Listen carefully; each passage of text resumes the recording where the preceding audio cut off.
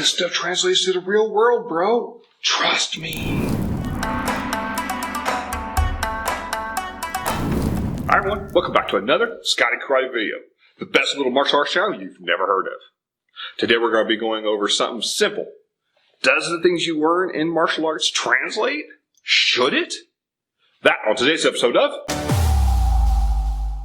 No, I can't teach you how to avoid the sweep right now. We don't have time for that. It's not like anybody's going to sweep the leg.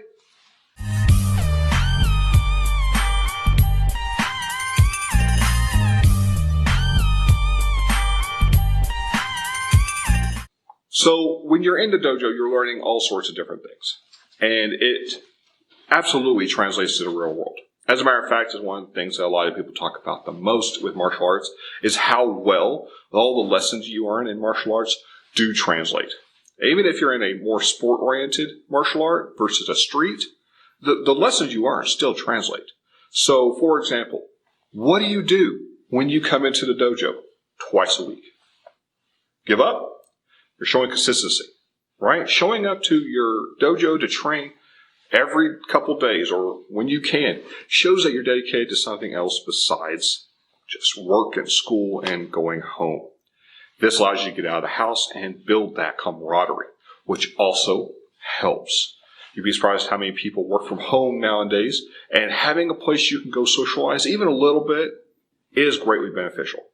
Ask any stay-at-home kid, mom's teaching them, they want to get out of the house. Another thing that helps, especially with children, because they need something to help hone their just energy, the ball of energy that kids have that just want to go all over the place, is that you teach them in martial arts to be still, calm the mind, focus on what they're doing. Because if they're in here and they're being attacked and then they go, oh, what's that? Nice pretty squirrel. He is a good and smart master, and he made me this collar so that I may talk. Squirrel! My master is good and smart. That's not going to help them. They're going to get in trouble. They're going to get hurt. So it forces them to stay focused on what they're doing. Focus is a key thing. I've already done a video on it if you want to check it out. But the reality is if they lose focus, they may get hurt. So it focuses them on the situation. And that's easily translatable out the door because when it comes to, say, school, just social interactions, maybe they're just walking down to go to the park. Being able to focus on what their tasks are, maybe keep an eye out for baddies ready to get them. That's some beneficial stuff, even if it's not martial art related. Oh, learning about history is boring. Boring. Don't give me that attitude. The reality is knowing your lineage, knowing the history of martial arts can be boring. It just is. I'm sorry. It is. Some people find it fascinating, but the rest of us... But learning it, knowing it, helps you prevent these things in the future. So learning from your past so you can prevent the mistakes of the future is obvious something that translates to the outside world because it's something that most of you probably learned as a child. You learn about other events in life and the world, so you don't repeat them. Same thing with martial arts. If you have a great example of a martial artist and they did X thing great or Y thing wrong, you know not to do those, or at least you have that knowledge to change it for yourself if you want to. So, for example, if you hit the makawara every day, like one of the great karate masters, they've already shown you the example that you're going to have big, roughed up knuckles. That's a bad thing or good thing. That's up to you. I'm not your daddy. But you now have the history of it. You know why they did it, and you know what happens when you do. Come on. Give me your best. I'm tired of this half-ass crap. Learning to struggle. Having to fight, having to persevere. That's a big one. You don't think that people need to persevere when they're doing things? Try a martial art. You have an unwilling opponent trying to throw you, and you're trying not to be thrown today? It takes some dedication, and it takes some perseverance to be able to hold your ground. Yeah. No, I'm not going to teach you how to sucker punch.